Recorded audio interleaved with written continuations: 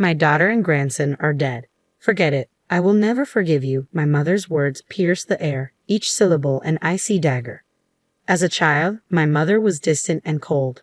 I never warmed up to her. When she uttered those words over the phone, my husband's distress was palpable. Maybe you're not lying. I don't mind. Because if you are, you'll be in trouble. Her voice took on a sinister tone, chilling me to the bone. I could almost picture her smirking on the other end of the line. Good. Shall we go then?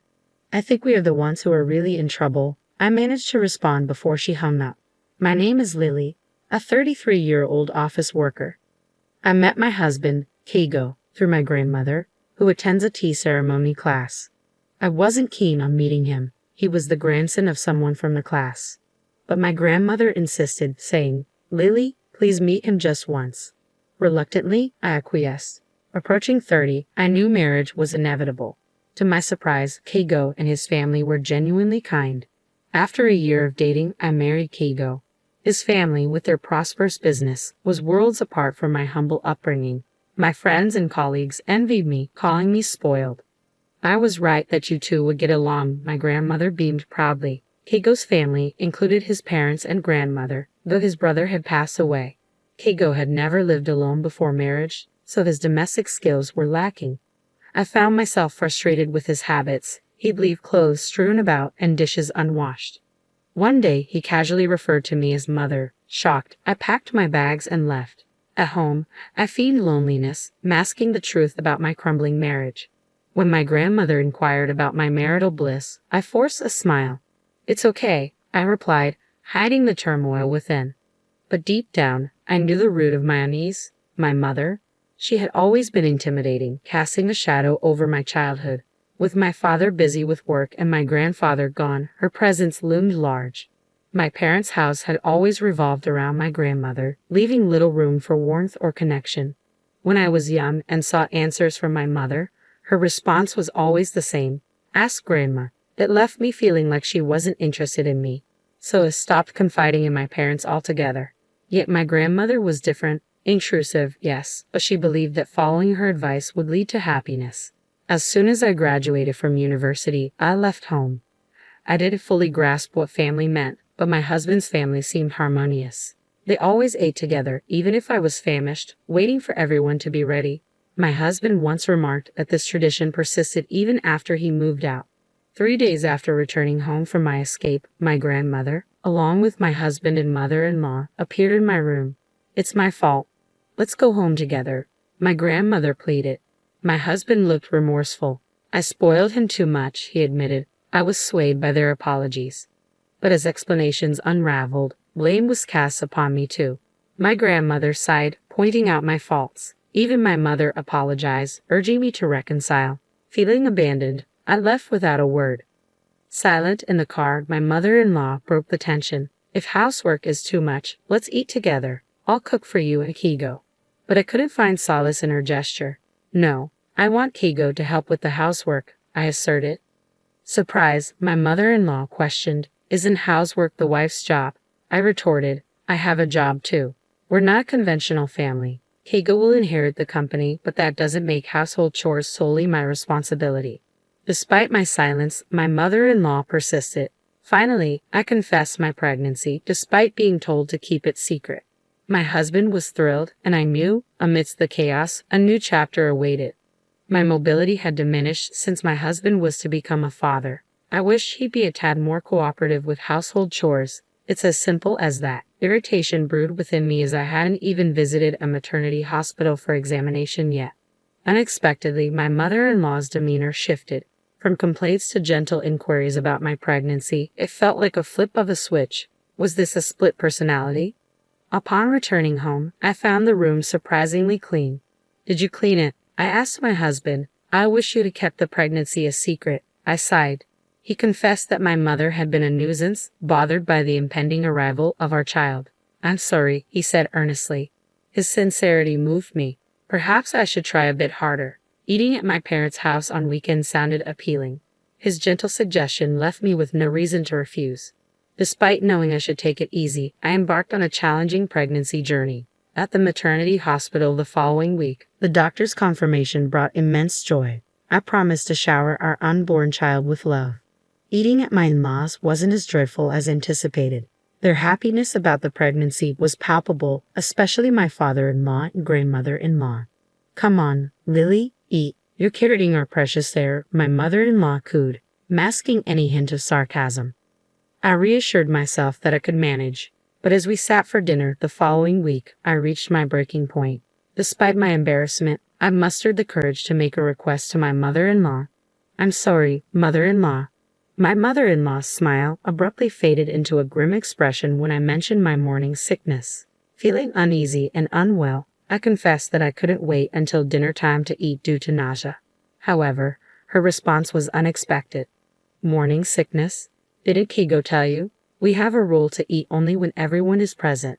Please be patient," she stated firmly, catching me off guard. Her subsequent attempt at humor, calling the situation totally nasty, only added to my distress, tears welling up in my eyes. That evening, with my father-in-law arriving home late, dinner was delayed until after 8 p.m. Unable to wait, I ate quietly while my mother-in-law was out, feeling ashamed of my own actions. Later, when I returned home, exhausted, my husband chided me for being greedy at my parents' house. My attempt to explain my morning sickness fell on deaf ears. "Well, I'm a man, so I don't understand," he concluded dismissively. Overwhelmed with anger and speechless, I ceased visiting my in-laws. Instead, I feigned illness to avoid facing the discomfort and humiliation again. Each day, grappling with the weight of morning sickness, I longed for relief while cherishing the growing life within me.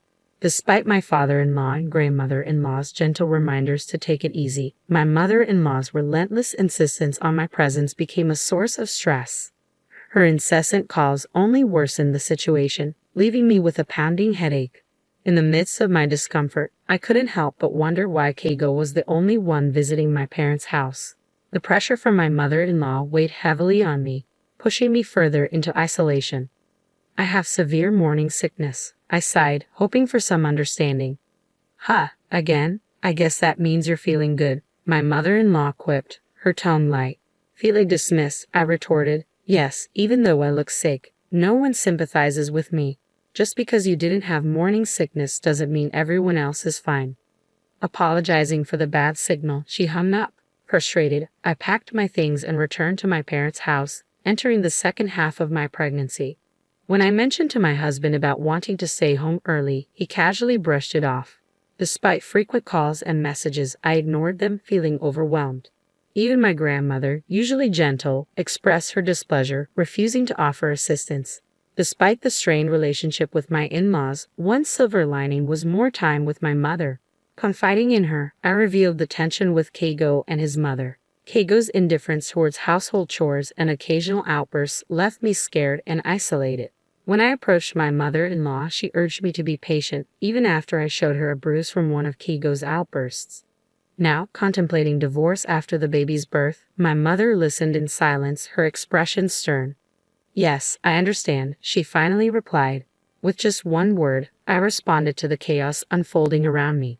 Eventually, I gave birth to a healthy baby boy. When labor pains struck, I reached out to my husband, but his cold response left me feeling faint.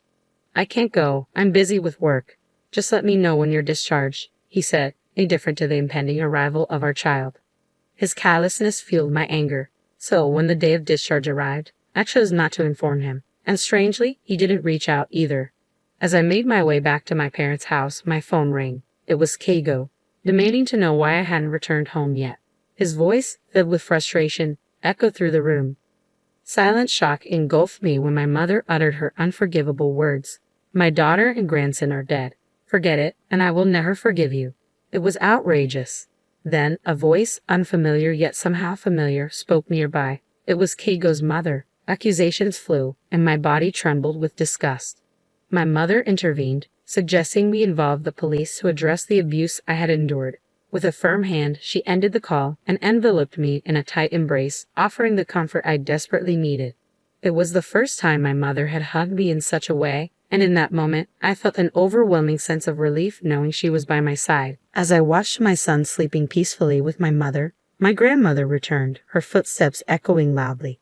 "What the hell? You're still alive," she exclaimed, her frustration evident. A call from Keigo's mother had stirred her ire, and now she demanded an apology. Reluctantly, we accompanied her back to the in-laws' house. But upon arrival, tension hung thick in the air. My mother-in-law and husband greeted us with cold stares. "Oh, isn't he our cute heir?" my mother-in-law cooed, reaching for my son, but I recoiled involuntarily. "Don't touch me," I snapped, surprising myself. An argument erupted when my husband dismissed my concerns about divorce. His fear was palpable, faced with the possibility of separation. My mother-in-law's accusations only added fuel to the fire. "You should apologize. The police are exaggerating," my husband insisted, but I stood my ground. Amidst the chaos, my mother's silence spoke volumes. "Which one is crazy?" she challenged, glaring at my grandmother. Suddenly, a commotion from outside interrupted the confrontation. Keigo's grandmother arrived, her presence commanding attention. With cold eyes, she admonished her daughter and grandson for their behavior. In that moment, realization dawned. Keigo's obsession with the family business had blinded him to my struggles. His grandmother's words struck a chord, prompting apologies from both my husband and mother-in-law. As the tension eased, Keigo's grandmother turned to me. "Lily, I'll make sure you take responsibility." "I'm sorry," she said, offering a glimmer of hope for reconciliation. "I hadn't realized it, but you're considering breaking up with Keigo. However, I'd be delighted if you visited me again. Thank you for your assistance," the grandmother-in-law expressed sincerely. Glancing at my awkward grandmother, she continued, "You were insistent, so I arranged a matchmaking between our grandchildren. Lily and her mother were lovely people, but what about you?" My grandmother blushed furiously, clearly uncomfortable. As my husband and mother-in-law sat in stunned silence, I bowed deeply to my grandmother-in-law and took my leave from their house. Upon returning home and packing our belongings, my grandmother confronted us. "Where do you think you're going?" "I won't allow you to do as you please," she asserted, echoing my mother-in-law's words. "Your mother-in-law insists that you cannot divorce her son until you, Lily, have had a child. I've had enough." Later, my mother revealed that my father had been involved with another woman, for which my grandmother blamed her. When my mother demanded a divorce, my father refused to allow me to leave with her. My mother regretfully admitted that she should have fled with me to spare me from suffering. Her words brought tears to my eyes. Eventually, both my mother and I divorced our respective partners. My father initially resisted, but evidence of his affair forced him to comply. Learning of his betrayal shattered my perception of him, and I vowed never to see him again. My mother also sought compensation from my grandmother for the distress she caused. Keigo's family faced consequences too. They were ousted from their former position of influence due to embezzlement allegations. It turned out that Keigo's grandmother, now the company's chairwoman, had uncovered their wrongdoing. When faced with the ultimatum between family and company, Keigo chose the latter without hesitation. His tearful reunion with his mother bore no forgiveness, as they both faced accusations of criminal activity before disappearing. Despite the turmoil, life improved after our divorces. My mother and I rented a small room and began living together, finding solace in each other's company. I named my son, "I Am You," a testament to our newfound independence. My mother flourished on her own, rediscovering her passions and hobbies. Colleagues noticed her increased happiness, and even at my part-time job, I found myself smiling more. Through living together, I learned more about my mother, her talents, preferences, and dislikes. Grateful for everything she had done for us, I thanked her sincerely. Moving forward, I vowed to embrace the future alongside my precious family, strengthened by the bond between my mother, my son, and me.